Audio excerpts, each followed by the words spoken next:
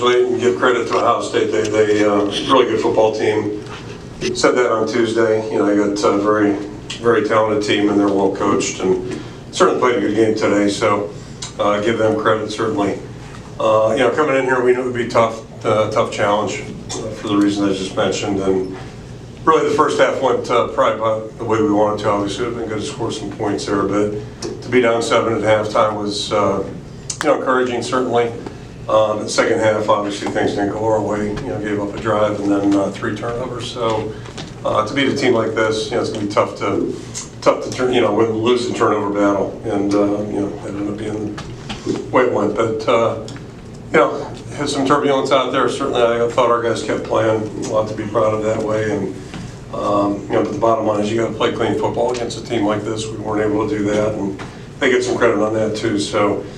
You know, bottom line, we'll move forward here. Tomorrow we'll look at the film, see what we can learn. And it's all about what we do moving forward. And I think it's probably the biggest message I can give the team. It's a tough loss, certainly. We own it. There's absolutely no excuses. We own it. We'll learn, and then we're going to look forward. And that's what you have to do, win or lose, and that'll be the key. So, biggest thing is we walk out of here. We still got 5 games right in front of us, and then 2 more after that. And you know, you can speculate this and that, but it's all about what we do on a day-to-day basis, and that's what our you know, where our attention will be tomorrow. I'll throw it out for questions. John, with the 2 4th down situations in the first half, the 4th and 3, was there thought to going for it versus giving that to Drew? Not really. I mean, we were in pretty good position at that point. Not really.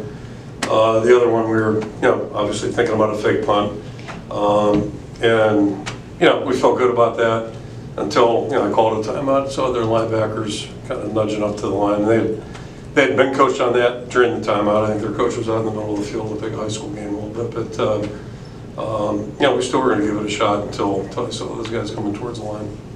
Elliot. Coach Ferentz right now. Yep. There's been a little bit of a gap between you and some of these higher ranked teams in the last few times you played ranked teams. And you've been a part of some really big wins here at Iowa. How do you make that flip? You go back to work. There's no magic formula. You just go back to work and try to get better and improve. And when you go back to January 1st, it's probably the last time we had a game like that you're alluding to. I think we're a better team offensively right now, but time will tell. We'll know that in 7 weeks or 8 weeks, I guess, with the bye weekend there. So, we're just going to keep working. I think we're improved. We're certainly more veteran on that side of the ball. It's a big part of it. And, it wasn't perfect today, but we did some good things. And obviously it would have been better if we get Caleb going a little bit faster and what have you. But again, our opponent had something to do with that. So there's no magic formula. You just keep working. Chad. Going back to that fake punt thing, before, I mean, why not just go for it? What was your thought process there? Why not just, you get their view, it's 4th and like 18, 20 inches. Yeah, I mean, you can do that. I'm just curious what your thoughts were. Field position is what I was thinking. It was a tight ball game, and again, maybe that's too conservative, but at that point, our thought was let's pin them in, and which we've done a pretty good job of this year, but today wasn't a great example of the punting the way we want to, but if I was pin them in, maybe force a turnover or something like that, or get the ball back in good field position. Yeah. Scott. And then, the other part is not a lot about giving them the ball in midfield. Like, I'm not sure I want them to have to go 99, but midfield's a little, at that point, we're right in the middle of things. Kirk, I wanted to ask you about quarterback, and when Brendan Sullivan came in, he gave you a charge partly because of what he can do with his legs. Mm-hmm. What is his, are you going to evaluate the quarterback position, or is it going to remain status quo at this point? We evaluate every position, week to week, but, we're comfortable. I think Cade's improving, I really do, and sounds funny, with the turnovers today, but I think seems more comfortable. His timing seems better. He was getting the ball really well in the first half. So, we have to improve as a collective offense, but we'll evaluate everything. But I figured that would trigger something today. That's a lot of bad things happened today, and that probably one of them. Not that I was glad to see Brendan run. I think he can do that, and he's done a good job in practice. But we're not ready to, I think, have a controversy at that point or at that position. Tyler. Kirk, just those 3 turnovers, what did you see go wrong on those plays?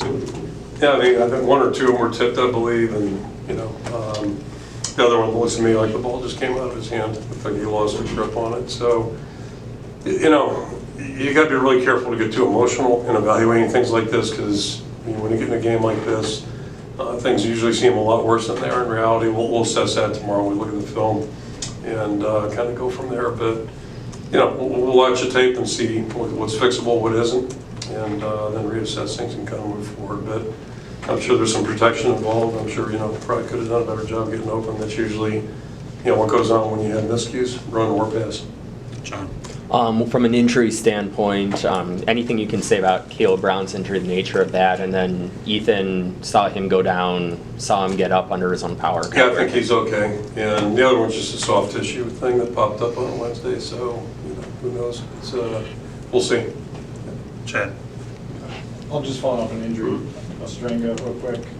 Yeah, I'm not He had a sure. sling maybe? Yeah, he had to come out. I don't know if he's in the sling or not. They had him strapped up or taped up afterwards, so hopefully it's nothing too bad. Okay. Couldn't go back in the game, obviously. And then just question-wise, defensively, how would you assess the performance? The top 400 yards, a lot of touchdowns, obviously. Yep. But you're in the game, so I don't know, how do you grade? Yeah, we're in it at halftime, and you're in the game. But again, anytime you assess anything, you have to look at who you're playing to, and I think pretty obvious they've got pretty good talented players at basically every position offensively. But those receivers are about as good as you're going to see anywhere. Probably a little bit like Washington a year ago. So that's part of it. You just got to factor that in, and but it's we'll be a better team defensively. We'll go back to work, and you never want to give up that many yards, but we'll go back to work. Scott. When you look at Ohio State specifically, and they seem to be equally adept in the passing game or the running game. You can't go 4-2-5 because they'll chew you up on the ground. If you go 4-3, then they can get you with it. You've seen some pretty good teams over the last few years. How does this one kind of stack up because of its ability to do so many different things? Yeah, time will tell. It's like everything that we all want to speculate on, but it's how things go over 12 weeks or 12 games that you really make that assessment. But as I said Tuesday, you look at their talent and evaluate it. It's really impressive. They're a veteran up front. The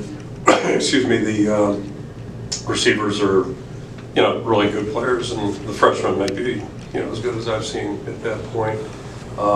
And then, two good running backs, and the quarterback's done a really nice job. That was a really good fit for him, I think, getting him to be here. And so, you look at them, they can run the ball, they can throw it, they've got a good scheme. Coach Kelly does a great job, and I know Ryan's involved with that too. So they're a good football team, but you got to, play out the season. You never know what's going to happen. 3 more questions. We'll start with Matt. Kirk, how does this game compare to the 2022 game against Ohio State, and where does your team stand now versus back then? We lost that one, and we lost this one. So Is there any pretty much the same there. And I know we had a turnover issue. I think we had 6 that day. That I do remember. But you move on. You move on, and you try to fix what you can the next day, that next week, and then the rest of the way. And there's always things to work on in football, certainly in any sport, I think. So, but we're not spending a lot of time looking backward. And today was disappointing. We're all disappointed, but we're going to have to get better, and we'll start that tomorrow. Tyler. Kirk, just with going back to the quarterback, you said you felt like Cade's kind of made strides. I guess what have you seen that kind of gives you that confidence about him moving forward? I just think he's more comfortable and more decisive, and quicker getting the ball out. Which he was doing a really good job of that in the first half. They're rushing the pass pretty well too. Then and I thought he got the ball out, and we just have to get better collectively, and run the ball better will help us in that regard too. So I'm not I'm not disappointed. Obviously, we want more yards and more points, but I'm optimistic, and I think we get better. And I think we will get better, and I think we got 2 guys that are capable of hopefully moving our football team with both quarterbacks. But I think Cade will be fine. Last question in the back, Blake. Kirk, 5 games this season, all 5 have just felt like a tale of 2 halves. You play this team, to a 7-0 game in the first half, and then things obviously much different in the second. I guess what's the common cause, maybe is a way to word it, to why that's typically been the case? Yeah, I think every game's different. And every game's its own story, and certainly the opponents are different. And I think it's fair to say, you guys all know sports. This is probably the best team that we've played this season thus far. So, they're an outstanding opponent. You got to keep that in mind. Our focus, my focus, is mostly on how we play, how we perform, and how we push forward. And then, most important thing, single most important thing as we leave here today is what we're going to do moving forward tomorrow. Because if we're looking backwards too long, it's not going to help us next Saturday. So first things first, I mean, once we're through dissecting the film, it's all about trying to get ready for the next game, and we'll do the same thing a week from now. But that's what you got to do. Okay.